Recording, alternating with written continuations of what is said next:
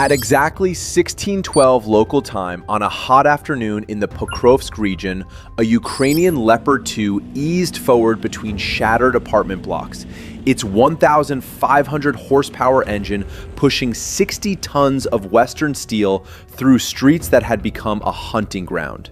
42 kilometers away, Russian armored vehicles were preparing to push toward Chasiv Yar. Two locations, two very different problems. In one, a single Leopard would be hunted by drones and mortars in tight urban terrain. In the other, entire Russian columns would drive directly into something they did not fully understand: layered defense versus heavy armor. And then this happened. Pokrovsk, 1612. Through the commander's thermal sight, a three-story building 280 meters ahead glowed faintly behind shattered windows. Heat signatures, subtle, moving. Intelligence had reported a Russian sabotage and reconnaissance group hiding inside. Mortar tubes somewhere beyond the tree line, drones already in the air. The Leopard rolled forward at 18 kilometers per hour. At that speed, the tank covers 5 meters per second. The building was less than a minute away. But the commander did not need a minute. In 12 seconds, it would fire. The gunner stabilized the 120mm cannon. Modern fire control systems compensate for movement, vibration, and crosswind in milliseconds. The crosshairs settled on the first floor window line. The commander gave a short command: fire. The sabot round exited the barrel at over 1,600 meters per second. That is roughly twice the speed of a rifle bullet and nearly 5 times faster than the drone that would later strike the tank. At 280 meters, time of flight was less than half a second. Impact. Brick, concrete, interior walls. The kinetic penetrator punched through the entire first floor firing line in a single shockwave. Dust burst outward. Windows vanished. Structural debris fell inward. Mission 1 complete. But urban warfare is never a single shot. The Leopard reversed immediately, transmission whining, tracks grinding over broken asphalt. Moving is life, staying still is death. At 1614, the first Russian mortar round landed 40 meters behind it. Mortar shells descend almost vertically, using gravity as their final acceleration. The second round walked closer, adjusted fire, and above it, something else. A Russian drone. Small, fast, hard to see against broken rooftops. The thermal warning came first, then the impact.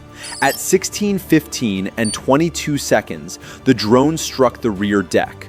The tank shuddered. Engine alarms flickered. For a moment, the Leopard stopped. Inside, systems diagnostics ran in milliseconds. Engine temperature stable. Transmission intact. No fire in the engine compartment. Minor external damage. The physics of survivability is simple. Armor is not just thickness, it is layering, compartmentalization, and the separation of fuel, ammunition, and crew spaces. The drone's warhead detonated against armored structure designed to absorb shock and deflect fragmentation. But the Russians were not done. In 47 more seconds, a second drone dove. This one aimed lower. The track. It struck directly against the running gear. The explosion kicked up asphalt and fragments. Dust swallowed the tank for a moment. When it cleared, the Leopard was still there. The track remained intact. A track is not a single thin band of metal. It is a series of reinforced links designed to absorb shock, distribute force, and continue functioning even after partial damage. The explosion damaged components, but not enough to immobilize. Western armor design had done exactly what it was meant to do. The driver engaged forward gear. The Leopard accelerated out of the kill zone at 32 kilometers per hour, leaving the mortar bracket behind and disappearing between buildings toward friendly lines. Later, inspection would show only minor hull scarring. 2 drone strikes, mortar fire, urban ambush, minimal damage. But Pokrovsk was only the beginning, because at 9:03 that same day near Chasiv Yar, something very different was unfolding. A Russian armored column began moving toward Ukrainian positions. 6 vehicles, 2 tanks including older T-62 variants, several APCs, at least 1 MT-LB, 1 improvised T-62 converted into a makeshift troop carrier. They advanced at 35 kilometers per hour along a cratered road already littered with wrecks from previous assaults. From above, at 1,200 meters altitude, a Ukrainian reconnaissance drone tracked them. At that height, a small quadcopter is almost invisible from the ground. Its camera sees everything. Coordinates transmitted in under 4 seconds. Artillery crews already had firing solutions. This is layered defense in practice. Recon first, firepower second. At 9:07, the first mine detonated. An APC's front axle lifted violently as a buried charge triggered under its hull. Mines are not random obstacles. They are geometry traps, placed where vehicles are forced to pass, where terrain channels movement. The vehicle slewed sideways, blocking half the road. Infantry scrambled out, but the column did not stop. That was mistake number 1. At 9:08 and 30 seconds, a Javelin launched from a concealed Ukrainian position. The missile climbed, then arced down in a top attack profile. Modern anti-tank missiles target the thinner upper armor rather than the heavily protected front. Impact. The second APC erupted in flame. The column split. One group attempted to bypass through a field. The second continued forward. This was exactly what Ukrainian planners wanted. Because the field was pre-registered means artillery already had exact coordinates measured and calculated in advance. No delay, no guesswork. At 9:10, the first tank rolled into a shell crater. The crater was 2.5 meters wide, deep enough to catch the front suspension. The tank bogged down instantly, and now physics took over. A 40-ton-plus vehicle immobilized in a narrow approach lane becomes an obstacle that blocks everything behind it. Armor that cannot move becomes a fixed target. In 60 seconds, artillery began landing within 25 meters. Russian infantry dismounted and scattered. From above, FPV drones began their descent. Each drone closed at approximately 120 kilometers per hour, fast enough to outrun a soldier on foot, slow enough for precise control. One struck the stalled tank's rear engine deck. Another targeted the immobilized APC, still smoking on the road. Within 20 minutes, the entire first assault group had become what Ukrainian soldiers now call a vehicle graveyard. No breakthrough, only wreckage. Chasiv Yar, 1142. The Russians tried again. Another armored push formed up. This time, they believed they had learned. A soldier dismounted ahead of one APC and physically marked a lane he believed was clear of mines. The vehicle followed confidently. Confidence is not armor. In 14 seconds, it hit a mine hidden exactly where the safe track ended. Explosion, smoke, immobilization. Mines are often layered. Visible ones encourage predictable behavior. Hidden ones wait for that predictability. Ukrainian drones were already circling. Within 90 seconds, explosive drops began falling through open hatches and onto engine decks. The second APC attempted to accelerate past the blast site. An FPV drone chased it at rooftop height. One precise impact was enough. Meanwhile, Ukrainian tanks, T-72s, and in some sectors Leopards, waited in hull-down positions just 100 feet from likely approach routes. Hull down means only the turret is exposed.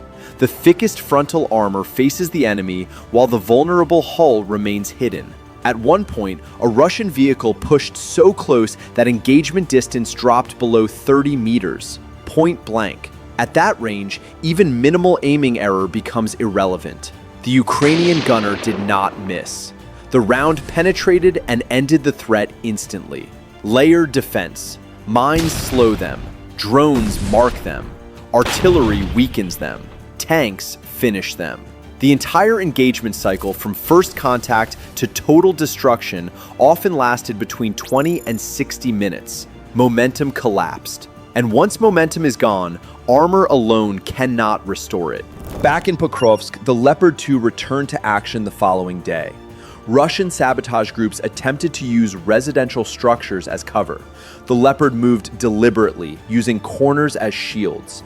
Urban tank movement is about angles. Expose only what must be exposed. Keep distance from predictable drone approach corridors. Drone reconnaissance fed real-time targeting data. When Russian fighters attempted to reposition through side streets, the Leopard crushed abandoned barricades and destroyed occupied structures used for firing positions. Ukrainian artillery extended the layered response, striking fallback routes beyond the immediate urban zone. Over several days, the Russian company-sized element was hunted down block by block. Close quarters combat, drones first, tanks second, infantry clearing third. The sequencing matters. Drones reveal, tank suppresses, infantry secures. The Leopard had met the enemy. Drones above, mortars behind, infantry ahead, and survived. In Chasiv Yar, the pattern repeated again. A tank stalled mid-road due to a mechanical failure under pressure. Drones launched within seconds. The first strike disabled exposed components. The crew attempted smoke deployment. Smoke obscures the line of sight, but it does not erase a drone already tracking from above. A second drone struck. The tank burned. A supporting vehicle arrived to evacuate the infantry. Ukrainian operators anticipated it. Another drone intercepted. One strike, stop. Russian infantry scattered into pipelines and tree lines, believing overhead cover offered safety. But Ukrainian drone pilots flew directly into those confined spaces. Precision navigation through narrow passages. Strike. One by one, shelters collapsed, and every destroyed vehicle added to the expanding graveyard that blocked subsequent assaults. Economics told the rest of the story. An armored vehicle worth millions was neutralized by mines and relatively inexpensive FPV drones. Artillery shells finish what drones began. Time lost, momentum broken. Offensive plans are collapsing. By late afternoon, Ukrainian observers counted multiple destroyed APCs, at least one tank burning, and infantry forced to retreat under artillery fire. The assault had failed. Again. The difference between Pokrovsk and Chasiv Yar was not equipment alone, it was sequence. In Pokrovsk, the Leopard absorbed drone strikes and kept moving, proving survivability under urban harassment. In Chasiv Yar, Russian armor entered prepared kill zones where mines, drones, artillery, and tanks worked as a synchronized system. Physics mattered. A tank trapped in a crater blocks geometry for everything behind it. A mine under a cleared lane turns confidence into catastrophe. A drone overhead removes concealment entirely, and once momentum is gone, even heavy armor becomes a stationary target. Modern warfare in eastern Ukraine is not about who has more steel. It is about who controls time, who sees first, who reacts within seconds, who layers defense so that one failed attempt triggers the next system in line. By the end of these engagements, Russian units had gained no ground. Ukrainian defenses held. The Leopard 2 returned with minor damage. The fields outside Chasiv Yar filled with destroyed metal. Layered defense, precision timing, technical adaptation. That is what happened when the Leopard 2 met the enemy in Pokrovsk. And that is the surprise Russian tanks encountered in Chasiv Yar. Mission accomplished. Bye for now.